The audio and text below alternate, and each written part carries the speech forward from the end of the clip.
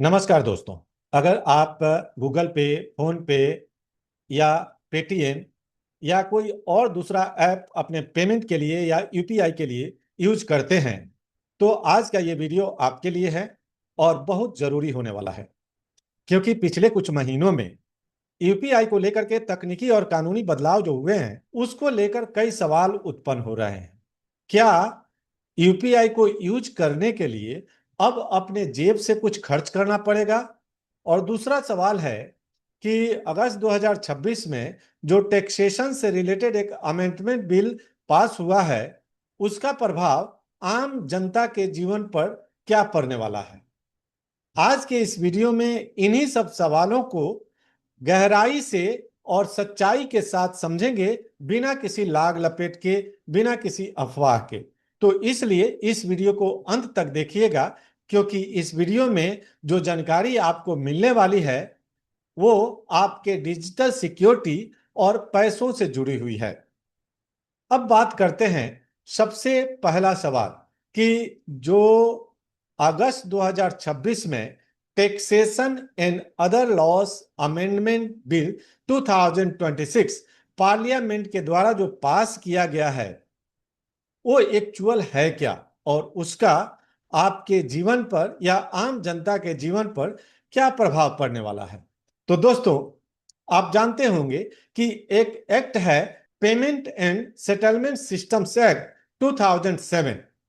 ये एक एक्ट है और अभी जो मैं बात करने वाला हूं वो बिल है जिसको इसी महीने पार्लियामेंट के द्वारा पास किया गया है। तो अब इस अमेंडमेंट बिल में क्या क्या है? सबसे पहला सवाल है कि taxation and other laws amendment act क्या है। तो taxation and other laws amendment act में जो प्रोविजन किया गया है वो जीरो एमडीआर का मतलब होता है मर्चेंट डिस्काउंट रेट। मतलब पहले मर्चेंट को डिस्काउंट मिलता था, अब इसी में पूरे नियम को क्लियर कर दिया गया है। इसमें सबसे पहली बात है कि जो यूपीआई से आप पेमेंट करेंगे वो क्या होगा, क्या उस पर कोई चार्ज लगेगा और उसका क्या लिमिट होगा, है ना। तो देखिए, अभी जो इस अमेंडमेंट बिल में जो पास किया गया है उसमें यह है कि अगर आप पर्सन टू पर्सन, मतलब जैसे राम अगर श्याम को पेमेंट करता है, मोहन अगर सोहन को पेमेंट करता है, तो कोई चार्ज नहीं लगेगा। अब आप कहेंगे कि सर ये पता कैसे लगेगा कि individual person to person payment हुआ? तो ये saving account to saving account हो जाता है, इससे क्लियर हो जाता है कि पर्सन टू पर्सन है। अब इसके लिए लिमिट 1 लाख है। ये 1 लाख पहले भी लिमिट था, आज भी 1 लाख लिमिट है। एक दिन में आप 1 लाख तक ही पेमेंट कर सकते हैं। क्लियर हो गया? तो पर्सन टू पर्सन अगर पेमेंट करते हैं तो कोई चार्ज नहीं लगेगा और इसमें कोई बदलाव नहीं हुआ है। ठीक है। इसी तरह दूसरा पॉइंट आता है कि अगर आप सब्जी की दुकान पर जाते हैं, फल के दुकान पर जाते हैं या किसी और छोटे मोटे दुकान पर जाते हैं, तो क्या उस पर जो यूपीआई पेमेंट करते हैं उस पर कोई चार्ज लगेगा? तो नहीं, उस पर भी चार्ज नहीं लगेगा। क्लियर हो गया? अब आते हैं जीरो एमडीआर। एमडीआर का मतलब पहले समझा दूं। एमडीआर का मतलब होता है merchant discount rate. Merchant discount rate ये इंडिविजुअल या कस्टमर डिस्काउंट रेट नहीं है, मर्चेंट डिस्काउंट रेट है। मर्चेंट डिस्काउंट रेट का मतलब होता है कि जो मर्चेंट है उसको सरकार कुछ डिस्काउंट देती है, मतलब उनको प्रोविजन देती है कि आप अगर यूपीआई से पेमेंट रिसीव करेंगे तो आपको कोई चार्ज नहीं देना पड़ेगा। लेकिन अब ये जीरो कर दिया गया है। लेकिन कौन से मर्चेंट, किसको, किसके लिए जीरो किया गया है? ऐसा मर्चेंट जिसका एनुअल टर्नओवर 1.5 करोड़ से ज्यादा हो। मेरे ख्याल से सब्जी और जो फल वाले हैं इनका 1 करोड़ तो नहीं होता होगा, लेकिन 1.5 करोड़ है, मतलब 1.5 करोड़ से ज्यादा सालाना टर्नओवर हो तो। बट वैसे मर्चेंट जिनका सालाना टर्नओवर 1.5 करोड़ से ज्यादा है, अब हम लोग पेमेंट कहाँ करते हैं इस बात को समझिए। हम लोग ज्यादातर पेमेंट आप जानते हैं कि कपड़े की दुकान जैसे मॉल वगैरह में जाते हैं कपड़े के दुकानों में जाते हैं तो वहां पेमेंट करते हैं, है ना। अब अगर यहां पर मॉल में हो गया, बड़े शॉप में हो गए, जहां पर 1.5 करोड़ क्या उनका सालाना टर्नओवर 100-100 करोड़ होता है, 200-200 करोड़ होता है, तो इनको अगर पेमेंट करते हैं तो 2,000 से ज्यादा अगर पेमेंट करेंगे तो उनको लगेगा, आपके पेमेंट पर एमडीआर मतलब मर्चेंट डिस्काउंट रेट 0 कर दिया गया है, तो मर्चेंट को लगेगा 0.3 to 0.5% प्रत्येक ट्रांजेक्शन। अब यहां समझिए कि मर्चेंट कभी अपने जेब से देगा, एक पैसा भी नहीं देगा, इसलिए वो चार्जेज भी आप पर लगने वाले हैं।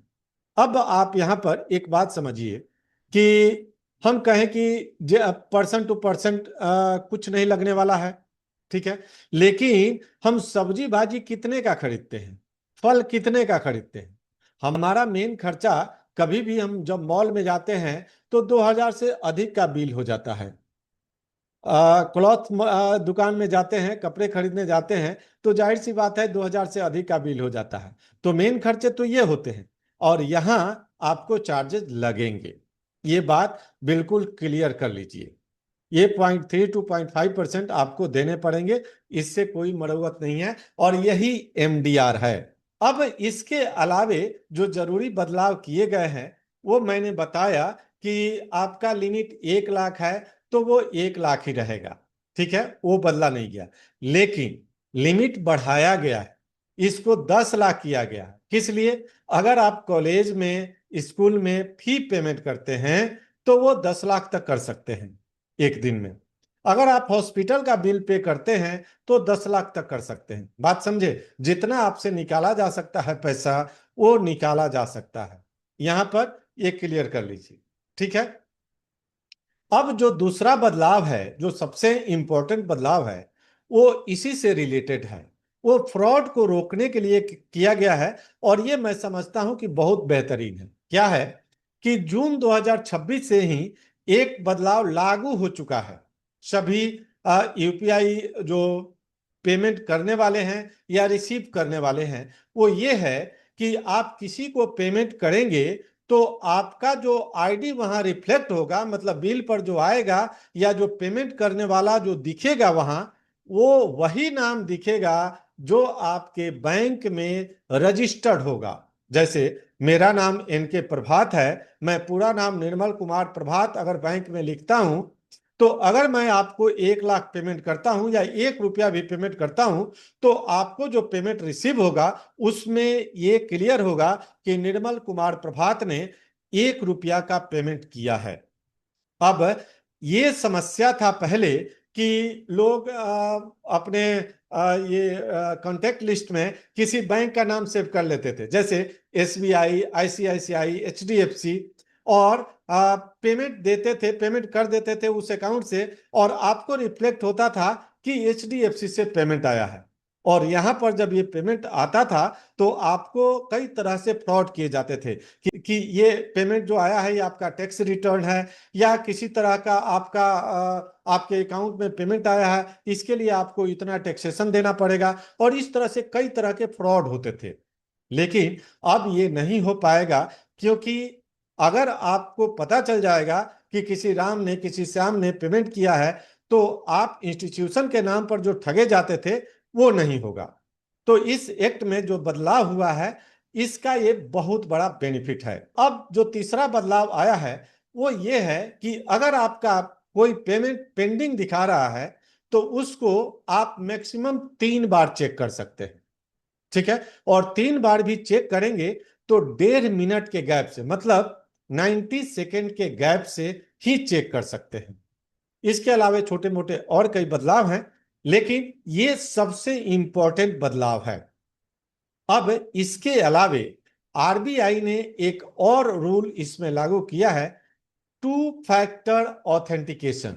टू फैक्टर ऑथेंटिकेशन क्या है कि पहले आप जब किसी को पेमेंट करते थे तो केवल आपको पासवर्ड डालना पड़ता था, लेकिन अब या तो आपका बायोमेट्रिक्स या फेशियल रिकॉग्निशन दोनों होने चाहिए, तब पेमेंट होगा। उसी तरह या तो आपका बायोमेट्रिक्स या ओटीपी आ जाए, मतलब 2 फैक्टर ऑथेंटिकेशन होगा, तभी आपका ये पेमेंट कोई सक्सेस हो पाएगा।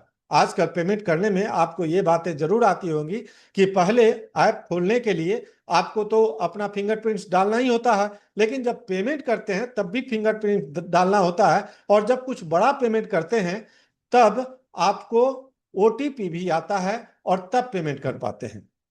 तो ये सारे महत्वपूर्ण बदलाव है, और इससे आपको क्लियर समझ में आ गया होगा कि यूपीआई में कहाँ चार्जेस लगेंगे और कहाँ चार्जेस नहीं लगेंगे। मैं समझता हूं कि ये वीडियो आपके लिए बहुत ही इंफॉर्मेटिव होगा। अगर ये आपके लिए इंफॉर्मेटिव लगा है, आपको अच्छा लगा है, तो वीडियो और लोगों को भी शेयर कीजिए, क्योंकि ये जानकारी सबको मिलना चाहिए। अगर आप इसी तरह का और भी वीडियो चाहते हैं जिससे आपका नॉलेज बढ़े, तो इस वीडियो को लाइक कीजिएगा, चैनल को सब्सक्राइब कर लीजिएगा। धन्यवाद, नमस्कार।